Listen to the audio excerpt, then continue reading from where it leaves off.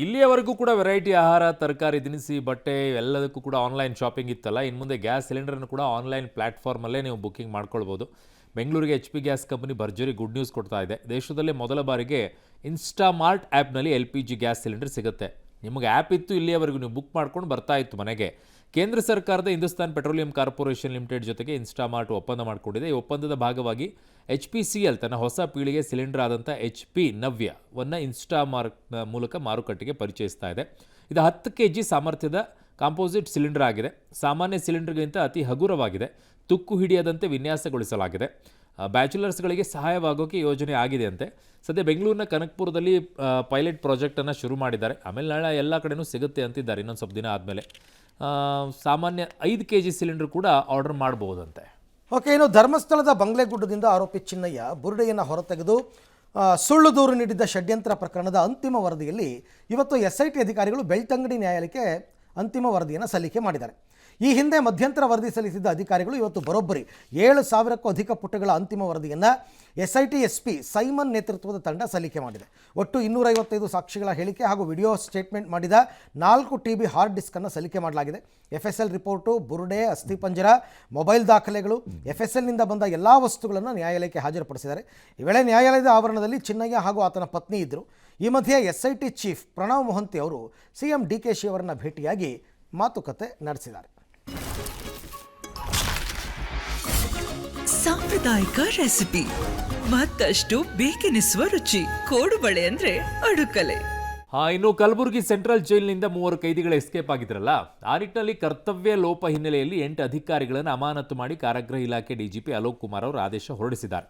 ಜೈಲು ಅಧೀಕ್ಷಕ ರಾಕೇಶ್ ಕಾಂಬ್ಳೆ, ಸಹಾಯಕ ಅಧೀಕ್ಷಕ B ಸುರೇಶ್, ಜೈಲರ್ ಶ್ರೀಮಂತಗೌಡ ಪಾಟೀಲ್, ರಾತ್ರಿಪಾಳಿ ವಾರ್ಡರ್ಗಳಾದಂಥ ನಿಂಗಣ್ಣ, ಯಮನಪ್ಪ ಕೊರುಬರ್, ಜೊತೆಗೆ ಬಸವರಾಜ್ ಮೇತ್ರಿ, ಸಾವಿತ್ರಿ ತಳಕೇರಿ, ಅಜೀಮ್ ಅಮಾನತ ಆಗಿರೋರು. ಇನ್ನು ಕಾರಾಗೃಹದಿಂದ ಪರಾರಿಯಾಗಿದ್ದ 3 ಪೈಕಿ ಕೈದಿಗಳಲ್ಲಿ ಒಬ್ಬ ಸಂತೋಷ್ ಅನ್ನೋರನ್ನು ಪೊಲೀಸ್ ಅರೆಸ್ಟ್ ಮಾಡಿದ್ದಾರೆ. ಕಪನೂರು ಕೈಗಾರಿಕಾ ಪ್ರದೇಶದಲ್ಲಿ ಆರೋಪಿ ಸಂತೇಶ್ವರ ಬಗ್ಗೆ ಮಾಹಿತಿ ಸಿಕ್ತಂತೆ. ಬಂಧನಕ್ಕೆ ತೆರಳಿದ ವೇಳೆ ಪೊಲೀಸರ ಮೇಲೆ ಹಲ್ಲೆ ಮಾಡಕ್ಕೆ ಮುಂದಾದ. ಹೀಗಾಗಿ ಆತ್ಮರಕ್ಷಣೆಗಾಗಿ ಪೊಲೀಸರು ಕೈದಿ ಸಂತೋಷ್ ಕಾಲಿಗೆ ಗುಂಡು ಹಾರಿಸಿದ್ದಾರೆ. ಒಡೆದು ಬೀಸಾಕ್ಬಿಡ್ಬೇಕಾಗಿತ್ತು ಅಂತ ಕೆಲವರು ಹೇಳ್ತಾರೆ. ಘಟನೆಯಲ್ಲಿ 2 ಪೊಲೀಸ್ ಕಾನ್ಸ್ಟೇಬಲ್ಗಳಿಗೂ ಗಾಯಗಳಾಗಿದೆ. ಗಾಯಾಳು ಕೈದಿಗೆ ಕಲಬುರಗಿ ಜಿಮ್ಸ್ ಆಸ್ಪತ್ರೆಯಲ್ಲಿ ಚಿಕಿತ್ಸೆ ನೀಡಿದ್ದಾರೆ. ಮತ್ತಿಬ್ಬರಿಗಾಗಿ ಶೋಧ ಹುಡುಕ್ತಾ ಇದ್ದಾರೆ. ಈ ಮಧ್ಯೆ ಎಸ್ಕೇಪ್ ಆಗೋಕ್ಕೆ ಸಂಚು ರೂಪಿಸಿದ್ದೇ ಕೈದಿ ಮಸ್ತಾನಂತೆ. ಸಾಗರ್ ಸಂತೋಷ್ ಇಬ್ಬರ ಜೊತೆಗೆ ತೆಲಂಗಾಣದ ಜಹೀರಾಬಾದ್ನಲ್ಲಿ ಇರುವ ಬಗ್ಗೆ ಪ್ಲ್ಯಾನ್ ಮಾಡಿದಾನಂತೆ. ಸೆಂಟ್ರಲ್ ಜೈಲಿನ ಬ್ಯಾರಕ್ನ ಕಿಟಕಿಯ ಕಬ್ಬಿಣದ ರಾಡ್ಗಳನ್ನು ಮುರಿದು ಹೊರಬಂದಂಥ ಇವರು ರಸ್ತೆಯಲ್ಲಿ ಹೋಗ್ತಾ ಇದ್ದ ಇಬ್ಬರ ಬಳಿ 500 ರೂಪಾಯಿ ಕಸ್ಕೊಂಡಿದ್ದಾರಂತೆ. ಅದೇ ಹಣದಲ್ಲಿ ಬೆಳಗ್ಗೆ ಟಿಫಿನ್ ಕೂಡ ಮಾಡಿದಾರಂತೆ. ಇವೆಲ್ಲ ಇನ್ಫಾರ್ಮೇಷನ್ ಸಿಗ್ತಾ. Very good. ಆದಾಗಿನಿಂದನೂ ಕೂಡ ತೀವ್ರ ಶೋಧನೆ ಮಾಡ್ತಾ ಇರೋ ಹಿನ್ನೆಲೆಯಲ್ಲಿ ಮೇನ್ ರೋಡಿಗೆ ಎಲ್ಲೂ ಬಂದಿರಲಿಲ್ಲ. ಎಲ್ಲ ಕಡೆನೂ ಕೂಡ ಅವರು ಏನು ಈ ಫೀಲ್ಡ್ಗಳಿದೆ, ಅಗ್ರಿಕಲ್ಚರ್ ಫೀಲ್ಡ್ಗಳ ಮುಖಾಂತರ ಒಂದು ತಲೆಮರೆಸ್ಕೊಂಡು ಮೂವ್ಮೆಂಟ್ ಆಗ್ತಾಯಿದ್ರು. ಏನು ಇವನು ತಲೆಮರೆಸ್ಕೊಂಡಿದ್ದ ಒಬ್ಬ ಆರೋಪಿ ಸಜಾ ಕೈದಿದ್ದಾನೆ, ಸಂತೋಷ್. ಅವನು 2000. ಇನ್ನು ಬೆಳಗಾವಿಯಲ್ಲಿ ಮತ್ತೊಂದು ಬಹುಕೋಟಿ ವಂಚನೆ ಪ್ರಕರಣ ಬಯಲಿಗೆ ಬಂದಿದೆ. ಹೆಚ್ಚಿನ ಬಡ್ಡಿ ಆಮಿಷ ಒಡ್ಡಿ 165 ಕೋಟಿ ಗುಳುಂ ಮಾಡಿದ ಘಟನೆ ಬೆಳಗಾವಿಯ ಟಿಳಕವಾಡಿಯಲ್ಲಿ ನಡೆದಿದೆ. ಎಷ್ಟು ಸುಲಭವಾಗಿ ಜನ ಮೋಸ ಹೋಗ್ತಾರೆ ಅಂತ ಅನಿಸ್ಬಿಡುತ್ತಿದ್ದನ್ನೆಲ್ಲ ನೋಡ್ತಾ ಇದ್ದಾರೆ. ಅಪೆಕ್ಸ್ ಬಿಸ್ ಕಾರ್ಪ್ ಹೆಸರಿನಲ್ಲಿ ವಂಚನೆ ಮಾಡಿರೋದು ಬಯಲಾಗಿದೆ. 1 ಲಕ್ಷ ಹೂಡಿಕೆ ಮಾಡಿದ್ರೆ ತಿಂಗಳಿಗೆ 4,000 ರೂಪಾಯಿ ಬಡ್ಡಿ ನೀಡೋದಾಗಿ ಆಮಿಷ ಒಡ್ಡಿದ ಕಾರಣ ಹಣ ವಾಪಸ್ ಕೊಡೋದಾಗಿ ನಂಬಿಸಿ ಸುಮಾರು 165 ಕೋಟಿ ರೂಪಾಯಿ ಸಂಗ್ರಹ ಮಾಡಿ ಖದೀಮರು ದುಬೈಗೆ ಹಾರಿದ್ದಾರೆ. ಜಿಲ್ಲೆಯ 3,500 ಜನರಿಂದ 165 ಕೋಟಿ ಸಂಗ್ರಹ ಮಾಡಿರೋ ಸಂಸ್ಥೆ ಮಾಲೀಕ ಕಾಶಿನಾಥ್ ವಾಗ್ಮೋರೆ ಮತ್ತು ಗಣೇಶ್ ಹೂಡಿಕೆದಾರರ ಸಂಪರ್ಕಕ್ಕೆ ಸಿಗದೆ ಕಚೇರಿಗೆ ಬೀಗ ಜಡಿದು ಎಸ್ಕೇಪ್ ಆಗಿದ್ದಾರೆ. ವಂಚನೆಗೆ ಒಳಗಾದ ಹೂಡಿಕೆದಾರರು ಬೆಳಗಾವಿ DC ಮೊಹಮ್ಮದ್ ರೋಷನ್ಗೆ ಭೇಟಿ ಮಾಡಿ ಮನವಿ ಸಲ್ಲಿಸಿದ್ದಾರೆ. ದೂರು ದಾಖಲಿಸಿಕೊಂಡು ತನಿಖೆ ನಡೆಸುವಂತೆ ನಗರ ಪೊಲೀಸ್ ಆಯುಕ್ತರಿಗೆ ಜಿಲ್ಲಾಧಿಕಾರಿ ಸೂಚನೆ ಕೊಟ್ಟಿದ್ದಾರೆ. 1 ಲಕ್ಷಕ್ಕೆ 1 ತಿಂಗಳಿಗೆ 4,000 ಬಡ್ಡಿ. ಅದೇನು ದೊಡ್ಡ ಏನಲ್ಲಪ್ಪ. 4% ಬಡ್ಡಿ. 4% ಯಾಮಾರಿ 165 ಕೋಟಿ ಕೊಡ್ತಾರೆ ಯಾರವರು ಜನ. ಯಾಮಾರವ್ರಿಗೆ ಯಾಮಾರಿಸ್ತಾ ಇರ್ತಾರೆ. ಏನು ಹೇಳೋಣ ನಮ್ಮ ಜನಕ್ಕೆ. ಎಷ್ಟು ಕೇಸ್ಗಳಾಗಬೇಕು. ಹಿಂಗಿದ್ದಾಗಲೂ ಕೊಡ್ತಾರೆ ಅಂದರೆ ಈ ಜನರ ಬಗ್ಗೆ ನಿಂತ್ಕೊಂಡ್ಬಿಟ್ಟು ಹೇಳಬೇಕಾ, ಈ ಜನರ ಪರವಾಗಿ ನಿಂತ್ಕೊಂಡು ಮಾತಾಡಬೇಕಾ? ಯಾರ್ರಿ ನೀವೆಲ್ಲ ಮೋಸ ಹೋಗೋದ್ರು. ನನಗೆ ಮೋಸ ಆಯಿತು ಅಂದರೆ ನಿನಗೆ ಅಷ್ಟು ಯೋಚನೆ ಬರೋದಿಲ್ವ? ಯಾವುದು ಅಧಿಕೃತವಾಗಿದೆ, ಯಾವುದು ಅನಧಿಕೃತವಾಗಿದೆ? ಅಲ್ಲ, ಹತ್ತತ್ರ FDನಲ್ಲೇ ಬಂದ್ಬಿಡುತ್ತೆ ನಿಮಗೆ. ಬ್ಯಾಂಕಲ್ಲಿ ದುಡ್ಡು ಇಟ್ರೇನೆ ಜನಕ್ಕೆ ತಲೆ ಬುಡ ಬೇಡವಾ? ಏನು ಅರ್ಥ ಮಾಡ್ಕೊಳ್ಳೋಣ. 7% ಇದೆಯಪ್ಪ. 1 ಲಕ್ಷ ಇದ್ರೆ 7,000 ರೂಪಾಯಿ ವರ್ಷಕ್ಕೆ ಸಿಗುತ್ತೆ. ಇವ್ರು ತಿಂಗಳಿಗೆ 4,000 ರೂಪಾಯಿ ಸಿಕ್ಬಿಡುತ್ತೆ ಅಲ್ಲ, ದುರಾಸೆ. ಸುಲಭವಾಗಿ. ವರ್ಷದಿಂದ ನಡೀತಾ ಇದೆ. ಇಲ್ಲಿ ಸಣ್ಣ ರೈತರಿಂದ ಹಿಡಿದು ಕೂಲಿ ನಾಲಿ ಮಾಡ್ಕೊಂಡರಿಂದ ಹಿಡಿದು ಆಮೇಲೆ ಈ ಎಕ್ಸ್ ಆರ್ಮಿ ಏನಿದೆ ಇಂಡಿಯನ್ ಆರ್ಮಿ ಅಲ್ಲಿಂದ ರಿಟೈರ್ಡ್ ಆಗಿರೋರು ಈಗವನ್ನ ವರ್ಕ್ ಮಾಡ್ತಾ ಇರೋರು, ಆಮೇಲೆ ಕೆಲವು ಸರ್ಕಾರಿ ಈ ಕಂಪ್ಲೇಂಟ್ನಲ್ಲಿ ಕಾಶಿನಾಥ್ ವಾಘಮಾರೆ ಇವನು ಮೇನ್ ಆರೋಪಿ ಇದ್ದಾನೆ. ಇವನ ಹೆಂಡತಿ, ಇವನ ರಿಲೇಟಿವ್ಸ್ ಮತ್ತು ಒಬ್ಬ ಗಣೇಶ್ ಭಂಡಾರೆ ಮತ್ತು ಅವನ ಹೆಂಡತಿ, ಈ ಥರ 7 ಆರೋಪಿ ಇವರು ಹೆಸರು ಕೊಟ್ಟಿದ್ದಾರೆ. ಕೊಟ್ಟವ್ರು ನೀವೆಂತ ಮೂರ್ಖರ್ರಿ, ಅಲ್ಲಿ ಅವರು ಇವರು ಏನೇನು ಕತೆ ಹೇಳ್ತೀರಪ್ಪ. ಯಾರ್ಯಾರೋ ಎಲ್ಲ ಲೆಕ್ಕ ಕೊಡ್ತಾ ಇದ್ರು ಅವ್ರು, ಯಾರ್ಯಾರ್ದೋ ಹೆಸರುಗಳನ್ನು. ಆ ಕೆಲಸ ಮಾಡೋರು, ಈ ಕೆಲಸ ಮಾಡೋರು, ರಿಟೈರ್ಡ್ ಮಿಲಿಟರಿ ಆಫೀಸರ್ಗಳೆಲ್ಲ ಕೊಟ್ಟಿದ್ದಾರೆ ಅಂದರೆ ಏನಪ್ಪ ಬುದ್ಧಿ ಬೇಡವಾ? ಮೈಸೂರು ದಸರಾ ಮಹೋತ್ಸವದಲ್ಲಿ ಕಂಬಳ ಆಯೋಜನೆ ಕುರಿತು ಸರ್ಕಾರ ಇನ್ನೂ ಕೂಡ ಅಂತಿಮ ನಿರ್ಧಾರ ಕೈಗೊಂಡಿಲ್ಲ. ಕಂಬಳ ನಡೆಸಲೇಬೇಕು ಅನ್ನೋ ತೀರ್ಮಾನ ಆಗಿಲ್ಲ ಅಂತ ಸಚಿವ ಯತೀಂದ್ರ ಸಿದ್ದರಾಮಯ್ಯ ಮೈಸೂರಿನಲ್ಲಿ ಸ್ಪಷ್ಟಪಡಿಸಿದ್ದಾರೆ. ಪರಿಸರದ ಮೇಲಿನ ಪರಿಣಾಮ ಸೇರಿದಂತೆ ಎಲ್ಲ ಸಾಧಕ ಬಾಧಕಗಳನ್ನು ಪರಿಶೀಲಿಸಿದ ಬಳಿಕ ಮುಂದಿನ ನಿರ್ಧಾರವನ್ನು ಮುಖ್ಯಮಂತ್ರಿಗಳು ತಗೊಳ್ಳುತ್ತಾರೆ ಎಂದಿದ್ದಾರೆ. ಇನ್ನು ಚಾಮುಂಡಿ ಬೆಟ್ಟದಲ್ಲಿ ಆಷಾಢ ಮಾಸದ ಸಿದ್ಧತೆ ಪರಿಶೀಲನೆ ಮಾಡಿದ ಜಿಲ್ಲಾ ಉಸ್ತುವಾರಿ ಸಚಿವ ಯತೀಂದ್ರ ಅವರು ವಿವಿಐಪಿಗಳಿಗೆ ಬೆಳಗ್ಗೆ 5:30ರಿಂದ 9:30 ಮಾತ್ರ ಅವಕಾಶ ಇರುತ್ತೆ. ಶಿಷ್ಟಾಚಾರವಿರುವ ಗಣ್ಯರ ವಾಹನಕ್ಕೆ ಮಾತ್ರ ಬೆಟ್ಟಕ್ಕೆ ಅವಕಾಶ ಇರುತ್ತೆ.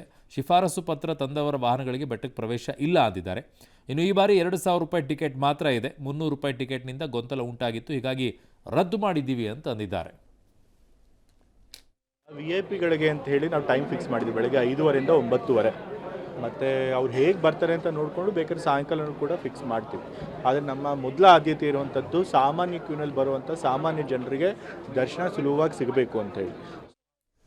ಏನು ಲೂಟಿನ 2,000 ರೂಪಾಯಿ ಜನಸಾಮಾನ್ಯರು ಕೊಟ್ಟು ಹೋಗೋಕ್ಕಾಗುತ್ತಾ? 2,000 ರೂಪಾಯಿ ಆದರೆ ಹೋಗೋರೆಲ್ಲರೂ 2,000 ರೂಪಾಯಿ ಇಟ್ಬಿಟ್ಟು ದೇವ್ರ ದರ್ಶನ ಮಾಡಕ್ಕೆ ಹೋಗೋದು ದೊಡ್ಡ ಆಕ್ಷೇಪ ವ್ಯಕ್ತವಾಗ್ತಿದೆ. ಅದಕ್ಕೆ ದೊಡ್ಡ ಲೂಟಿನೇ ಇದು. 2,000 ರೂಪಾಯಿ ಅಂದ್ರೆ ಕಡಿಮೆನಾ? ಯಪ್ಪ. 61ನೆಯ ವಯಸ್ಸಿನಲ್ಲಿ 3ನೇ ಮದುವೆಯಾಗಿರೋದಕ್ಕೆ ಬಂದಿರುವ ಫತ್ವಾ, ಲವ್ ಜಿಹಾದ್, ತಲೆ ಕಡಿಯುವ ಬೆದರಿಕೆ ಬಗ್ಗೆ ನಟ ಅಮೀರ್ ಖಾನ್ ಪ್ರತಿಕ್ರಿಯೆ ಕೊಟ್ಟಿದ್ದಾರೆ. ಸತ್ಯ ಹೇಳಬೇಕೆಂದ್ರೆ ನಮ್ಮದು ಧರ್ಮಾತೀತ ಕುಟುಂಬ. ನನ್ನ 2 ಸಹೋದರಿಯರು, ನನ್ನ ಮಗಳು ಹಿಂದೂಗಳನ್ನೇ ಮದುವೆ ಆಗಿದ್ದಾರೆ. ನನ್ನ ಸಂಬಂಧಿ ಕ್ರಿಶ್ಚಿಯನ್ಗಳನ್ನು ವರಿಸಿದ್ದಾನೆ. ಅಲ್ಲದೆ ನಾನು ಮದುವೆಯಾಗಿರುವ ಒಬ್ಬರನ್ನೂ ಕೂಡ ನಾನು ಇಸ್ಲಾಂಗೆ ಮತಾಂತರ ಮಾಡಿಕೊಂಡಿಲ್ಲ. ಗೌರಿ ಸ್ಟ್ರೈಟ್, ಕಿರಣ್ ರಾವ್ ಅಥವಾ ರೀತು ದತ್ತ ಯಾರೂ ಕೂಡ ಮತಾಂತರ ಆಗಿಲ್ಲ. ಮೇಲಾಗಿ 3 ಮದುವೆಗಳು ಕೂಡ ಕಾನೂನುಬದ್ಧ. ಮೇಲಾಗಿ ಗೌರಿ ಹಿಂದೂ ಅಲ್ಲ, ಆಕೆ ಕ್ರಿಶ್ಚಿಯನ್. ಸಮಯ ಕಳೆದಂತೆ ಜೀವನವೂ ಹೆಚ್ಚು ಹಾಸ್ಯಮಯವಾಗಿರುತ್ತೆ ಅಂತ ಟಾಂಗ್ ಕೊಟ್ಟಿದ್ದಾರೆ. ಅಲ್ಲ, ಇವರು ಒಬ್ಬರನ್ನೂ ಸಾಬರೇ ಇಲ್ವಾ ಮದುವೆ ಆಗೋದು? ಎಲ್ಲ ಬರೀ ಹಿಂದೂಗಳೇನಾ? ಹಿಂದೂಗಳು ಕ್ರಿಶ್ಚಿಯನ್.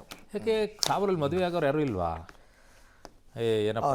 ಇನ್ನು ಭಾರತ ಹಾಗೂ ಬ್ರಿಟನ್ ಮಧ್ಯೆ ಸಮಗ್ರ ಆರ್ಥಿಕ ಮತ್ತು ವ್ಯಾಪಾರ ಒಪ್ಪಂದ CETA ಇವತ್ತಿಂದ ಜಾರಿಗೆ ಬಂದಿದೆ. 2025 ಜುಲೈನಲ್ಲಿ ಲಂಡನ್ನಲ್ಲಿ ಪ್ರಧಾನಿ ನರೇಂದ್ರ ಮೋದಿ ಹಾಗೂ ಬ್ರಿಟನ್ ಪ್ರಧಾನಿ ಕೀರ್ ಸ್ಟಾರ್ಮರ್ ಸಮ್ಮುಖದಲ್ಲಿ ಒಪ್ಪಂದ ಆಗಿತ್ತು. ಈ ಒಪ್ಪಂದದಿಂದಾಗಿ ಭಾರತದಿಂದ ಬ್ರಿಟನ್ಗೆ ರಫ್ತಾಗಲಿರುವ ಬಹುತೇಕ ವಸ್ತುಗಳು ಸುಂಕ ರಹಿತವಾಗಿರಲಿವೆ. ಇದಕ್ಕೆ ಪ್ರತಿಯಾಗಿ ಬ್ರಿಟನ್ನಿಂದ ಆಮದಾಗಲಿರುವ ಬಹುತೇಕ ವಸ್ತುಗಳ ಮೇಲಿನ ಸುಂಕ ಇಳಿಕೆಯಾಗುತ್ತೆ. ಇದರಿಂದ ಬ್ರಿಟನ್ನಿಂದ ತರಲಾಗುವ ವಸ್ತುಗಳು ಅಗ್ಗ ಆಗುತ್ತೆ. ಕೆಲವರು ಖುಷಿ ಸುದ್ದಿ ಇದೆ. ಯಾಕೆ ಅಂದರೆ ಯಾವ್ಯಾವ ವಸ್ತುಗಳು ಅಗ್ಗ ಆಗುತ್ತೆ ಅಂತಲೂ ಕೂಡ ಒಂದಷ್ಟು ಮಾಹಿತಿಯನ್ನು ನಿಮಗೆ ಕೊಟ್ಬಿಡ್ತೀವಿ. ಬ್ರಿಟನ್ನಿಂದ ಬರ್ತಕ್ಕಂಥ ಚಾಕ್ಲೇಟ್ಸ್, ಬಿಸ್ಕತ್, ಸೌಂದರ್ಯವರ್ಧಕಗಳು, ಶೇವಿಂಗ್ ಕ್ರೀಮ್, ಶಸ್ತ್ರಾಸ್ತ್ರ ಉಪಕರಣಗಳು, ರೋಗ ನಿರ್ಣಯ ಉಪಕರಣಗಳು, ECG ಯಂತ್ರಗಳು, ಎಕ್ಸ್ರೇ ವಸ್ತುಗಳು, ಸ್ಕಾಚ್, ವಿಸ್ಕಿ, ಇದನ್ನು ಹೇಳಿದ್ದು ನಾನು, ಐಷಾರಾಮಿ ಕಾರುಗಳು, ಎಲೆಕ್ಟ್ರಿಕ್ ಹೈಬ್ರಿಡ್ ಕಾರುಗಳು, ಇವೆಲ್ಲ ಕಡಿಮೆ ಆಗುತ್ತೆ. ಯಾಕೆಂದರೆ ಸುಂಕರಹಿತ ಅಂತ. ಇನ್ನು ಮುಂದಕ್ಕೆ ಇವೆಲ್ಲದರದ್ದು ರೇಟ್ ಸ್ವಲ್ಪ ಕಡಿಮೆ ಆಗ್ಬೋದು. ಯಾರ್ಯಾರಿಗೆ ಯಾವ್ಯಾವುದ್ರಲ್ಲಿ ಆಸಕ್ತಿ ಇರುತ್ತೆ ಅವ್ರಗಳಿಗೆ ಖುಷಿ ವಿಚಾರ ಅಷ್ಟೇ. ಈಗ ತಮಿಳುನಾಡಿನಲ್ಲಿ ಪಾರದರ್ಶಕ ತರಬೇಕು, ಭ್ರಷ್ಟಾಚಾರವನ್ನು ತಡಿಬೇಕು ಅಂತ ಈಗ ಜೋಸೆಫ್ ವಿಜಯ್ ಅಲ್ಲಿರುವಂಥ ಮುಖ್ಯಮಂತ್ರಿಗಳು ಒಂದು ಸಹಾಯವಾಣಿ ನಂಬರನ್ನು ಬಿಡುಗಡೆ ಮಾಡಿದ್ದಾರೆ. ಯಾರಾದರೂ ಲಂಚ ಕೇಳಿದಲ್ಲಿ ವಾಟ್ಸಪ್ ಸಹಾಯವಾಣಿ 9491818093 ಕರೆ ಮಾಡಿ ವರದಿ ನೀಡಿ ಅಂತ ಸೂಚಿಸಿದ್ದಾರೆ. ಎಲ್ಲ ಸರ್ಕಾರಿ ಇಲಾಖೆಗಳು ತಮ್ಮ ಅಧಿಕೃತ ವೆಬ್ಸೈಟ್ಗಳಲ್ಲಿ ವಾಟ್ಸಪ್ ಸಹಾಯವಾಣಿ ಸಂಖ್ಯೆಯನ್ನು ಪ್ರದರ್ಶಿಸಬೇಕು ಅಂತ ಮುಖ್ಯ ಕಾರ್ಯದರ್ಶಿ ಎನ್ ಸಾಯಿಕುಮಾರ್ ಅಲ್ಲಿ ಸುತ್ತೋಲೆನೇ ಹೊರಡಿಸ್ಬಿಟ್ಟಿದ್ದಾರಂತೆ. ಇನ್ನು ಚೆನ್ನೈನ ಪೋಯಸ್ ಗಾರ್ಡನ್ನಲ್ಲಿರುವ ಮಾಜಿ CM ಜಯಲಲಿತಾರ ವೇದ ನಿಲಯಂ ಮನೆಯನ್ನು 350 ಕೋಟಿಗೆ ಖರೀದಿಸಲು CM ವಿಜಯ್ ಮುಂದಾಗಿದ್ದಾರಂತೆ. ಮನೆಯಿಂದ 18 ಕಿಲೋಮೀಟರ್ ದೂರದ ಸಚಿವಾಲಯಕ್ಕೆ ಹೋಗುವಾಗ ಜನರಿಗೆ ತೊಂದರೆ ಆಗ್ತಾ ಇದೆ. ಹಾಗಾಗಿ ಸಚಿವಾಲಯದಿಂದ 8 ಕಿಲೋಮೀಟರ್ ದೂರದಲ್ಲಿರುವ ಜಯಲಲಿತಾ ನಿವಾಸವನ್ನು ಕೊಳ್ಳಲು ಚಿಂತನೆ ನಡೆಸಿದ್ದಾರಂತೆ. ಈ ಮನೆಯಲ್ಲಿ ಜಯಲಲಿತಾ ಅವರ ಸೊಸೆ ದೀಪಾ ಹೆಸರಿನಲ್ಲಿದೆ. ಇನ್ನು ತಮಿಳುನಾಡು CM ವಿಜಯ್ ನಟನೆಯ ಕೊನೆಯ ಸಿನಿಮಾ ಜನನಾಯಕನ್ ರಿಲೀಸ್ಗೆ ಮುಹೂರ್ತ ಫಿಕ್ಸ್ ಆಗಿದೆ. ಜುಲೈ 23ರಂದು ಸಿನಿಮಾ ಬಿಡುಗಡೆ ಕೂಡ ಆಗುತ್ತೆ. ಫಿಫಾ ವಿಶ್ವಕಪ್ ಫೈನಲ್ ಇನ್ನೇನು ಅಂತಿಮ ಘಟ್ಟಕ್ಕೆ ಬಂದಿದೆ. 3ನೇ ಬಾರಿಗೆ ಟ್ರೋಫಿ ಎತ್ತಿ ಹಿಡಿಯುವ ಫ್ರಾನ್ಸ್ ಕನಸು ಭಗ್ನವಾಗಿದೆ. ನಿನ್ನೆ ಮಧ್ಯರಾತ್ರಿ ಮ್ಯಾಚ್ ನಡೆಯಿತು. ಸ್ಪೇನ್ ಎದುರು ಸೆಮಿಫೈನಲ್ನಲ್ಲಿ 2-0 ಅಂತರದಿಂದ ಫ್ರಾನ್ಸ್ ಸೋಲನ್ನು ಕಂಡಿದೆ. 2026ರ ಟೂರ್ನಿಯಿಂದ ಹೊರಬಿದ್ದಿದೆ. ಫ್ರಾನ್ಸ್ ಸೋಲಿನ ಬಳಿಕ ಪ್ಯಾರಿಸ್ನ ಹಲವೆಡೆ ಅಭಿಮಾನಿಗಳು ಹಿಂಸಾಚಾರ ನಡೆಸಿದ್ದಾರೆ. ಬೈಕು, ಸೈಕಲ್ಗಳಿಗೆಲ್ಲ ಬೆಂಕಿ ಹಚ್ಚಿ ಆಕ್ರೋಶ ಹೊರಹಾಕಿದ್ದಾರೆ. ಪೊಲೀಸರ ಮಧ್ಯಪ್ರವೇಶದಿಂದ ಪರಿಸ್ಥಿತಿ ನಿಯಂತ್ರಣಕ್ಕೆ ಬಂದಿದೆ. ಇವತ್ತು ಅರ್ಜೆಂಟೀನಾ ಮತ್ತು ಇಂಗ್ಲೆಂಡ್ ನಡುವೆ ಸೆಮಿಫೈನಲ್ ನಡೆಯುತ್ತೆ. ಬದ್ಧ ವೈರಿಗಳ ನಡುವಣ ಪಂದ್ಯ ಮಧ್ಯರಾತ್ರಿ 2:30ಕ್ಕೆ ಆರಂಭ. ಈ ಪಂದ್ಯದಲ್ಲಿ ಗೆದ್ದ ತಂಡ ಫೈನಲ್ನಲ್ಲಿ ಸ್ಪೇನ್ ತಂಡವನ್ನು ಎದುರಿಸುತ್ತೆ. ಏನೇನೋ ಬದಲಾವಣೆ ಮಾಡ್ತಾ ಇದ್ದಾರಪ್ಪ ಇವರಂತೂ. ಈಗ ಮುಂದಿನ ವರ್ಷದ ಏಕದಿನ ವಿಶ್ವಕಪ್ ಹಾಗೂ T20 ವಿಶ್ವಕಪ್ ಮಾದರಿಯ ಪುರುಷರ ಕ್ರಿಕೆಟ್ ಟೂರ್ನಿಗಳಲ್ಲಿ ICC ಮಹತ್ವದ ಬದಲಾವಣೆಗಳನ್ನು ತಂದಿದೆ. ಏನು? ಹೊಸ ಮಾದರಿಯ ಉದ್ದೇಶಿತ ಪಂದ್ಯಗಳನ್ನು ಇನ್ನಷ್ಟು ಸ್ಪರ್ಧಾತ್ಮಕವಾಗಿಸೋದು, ಪ್ರತಿ ಪಂದ್ಯಕ್ಕೂ ಕೂಡ ಹೆಚ್ಚಿನ ಮಹತ್ವ ನೀಡೋದು ಹಾಗೂ ಆಟಗಾರರು ಮತ್ತು ಅಭಿಮಾನಿಗಳಿಗೆ ಉತ್ತಮ ಅನುಭವ ಒದಗಿಸೋದು ಇದರ ಉದ್ದೇಶ ಅಂತಿದ್ದಾರೆ. ವಿಶ್ವಕಪ್ ಟೂರ್ನಿಗೆ ಅರ್ಹತೆ ಪಡೆದ 14 ತಂಡಗಳಲ್ಲಿ ಕೊನೆಯ 3 ಸ್ಥಾನದಲ್ಲಿರುವ ತಂಡಗಳು ಪರಸ್ಪರ ರೌಂಡ್ ರಾಬಿನ್ ಮಾದರಿಯಲ್ಲಿ ಆಡುತ್ತವಂತೆ. ಹೌದಾ? ಈ ಹಂತದಲ್ಲಿ ಅಗ್ರಸ್ಥಾನ ಪಡೆಯುವ ತಂಡ ಮುಂದಿನ ಸುತ್ತಿಗೆ ಪ್ರವೇಶ ಪಡೆಯುತ್ತೆ. ಉಳಿದ 12 ತಂಡಗಳನ್ನು ತಲಾ 6 ತಂಡಗಳ 2 ಗುಂಪುಗಳಾಗಿ ವಿಭಾಗಿಸಲಾಗುತ್ತಂತೆ. ಇದು ಹಿಂಗೆ ಹೇಳಿದ್ರೆ ಅರ್ಥ ಆಗಲ್ಲ ರೀ. ಈ ಥರ ಹೇಳಿದ್ರೆ ಎಲ್ಲ ಅರ್ಥ ಆಗಬೇಕು. ಇದು ಹಿಂಗೆಲ್ಲ ಹೇಳಿದ್ರೆ ಇರಲಿ, ಏನೋ ಬದಲಾವಣೆ ಮಾಡ್ತಾರಂತೆ. ನೋಡೋಣ ಏನೇನು ಬದಲಾವಣೆ ಮಾಡ್ತಾರೆ ಅದನ್ನು ಡೀಟೇಲ್ ಆಗಿ. ಇನ್ನು ನೀಟ್ ಹಗರಣ ನಡೆದಿತ್ತಲ್ಲ ಪರೀಕ್ಷೆಯಲ್ಲಿ. ಈ ಹಿನ್ನೆಲೆಯಲ್ಲಿ ಕೇಂದ್ರ ಶಿಕ್ಷಣ ಸಚಿವ ಧರ್ಮೇಂದ್ರ ಪ್ರಧಾನ್ ರಾಜೀನಾಮೆಗೆ ಒತ್ತಾಯಿಸಿ ಸಾಮಾಜಿಕ ಕಾರ್ಯಕರ್ತ ಸೋನಂ ವಾಂಗ್ಚುಕ್ ಉಪವಾಸ ಸತ್ಯಾಗ್ರಹ 18ನೇ ದಿನಕ್ಕೆ ಕಾಲಿಟ್ಟಿದೆ. ದಿನದಿನಕ್ಕೂ ಅವರ ಆರೋಗ್ಯ ಸ್ಥಿತಿ ಗಂಭೀರವಾಗ್ತಾ ಇದ್ದು ಆತಂಕಕ್ಕೆ ಕಾರಣವಾಗಿದೆ. ದೆಹಲಿಯ ಜಂತರ್ ಮಂತರ್ನಲ್ಲಿ 17 ದಿನಗಳಿಂದ ಉಪವಾಸ ಸತ್ಯಾಗ್ರಹ ನಡೀತಾ ಇದ್ದು ವಾಂಗ್ಚುಕ್ ಈಗಾಗಲೇ 8.5 kg ತೂಕ ಕಳ್ಕೊಂಡಿದ್ದಾರೆ. ಅವರ BP, ಶುಗರ್ ಎಲ್ಲ ಇಳಿದಿದೆ ಅಂತ ವೈದ್ಯಕೀಯ ಮಾಹಿತಿಯಲ್ಲಿ ಉಲ್ಲೇಖಿಸಲಾಗಿದೆ. ಈ ನಡುವೆ ವಕೀಲ ರಾಕೇಶ್ ಕುಮಾರ್ ಸೈನಿ ದೆಹಲಿ ಹೈಕೋರ್ಟ್ನಲ್ಲಿ ಸಾರ್ವಜನಿಕ ಹಿತಾಸಕ್ತಿ ಅರ್ಜಿ ಸಲ್ಲಿಸಿದ್ದು ವಾಂಗ್ಚುಕ್ ಅವರ ಆರೋಗ್ಯ ದಿನದಿಂದ ದಿನಕ್ಕೆ ಹದಗೆಡ್ತಾ ಇದೆ ಅಂತ ಹೇಳಿದ್ದಾರೆ. ಅಗತ್ಯ ಇದ್ದರೆ ಅವರನ್ನು ಆಸ್ಪತ್ರೆಗೆ ದಾಖಲಿಸಿ ಚಿಕಿತ್ಸೆ ಹಾಗೂ ಆಹಾರ ಒದಗಿಸುವಂತೆ ಕೇಂದ್ರ ಮತ್ತು ದೆಹಲಿ ಸರ್ಕಾರಕ್ಕೆ ನಿರ್ದೇಶನ ನೀಡಬೇಕು ಅಂತ ಅರ್ಜಿಯಲ್ಲಿ ಮನವಿ ಮಾಡಿಕೊಂಡಿದ್ದಾರೆ. ಪ್ರತಿಭಟನಾ ಸ್ಥಳದಲ್ಲಿರುವ ವೈದ್ಯರ ತಂಡ ವಾಂಗ್ಚುಕ್ ಅವರ ಆರೋಗ್ಯವನ್ನು ನಿರಂತರವಾಗಿ ಮೇಲ್ವಿಚಾರಣೆ ಮಾಡ್ತಾ ಇದೆ.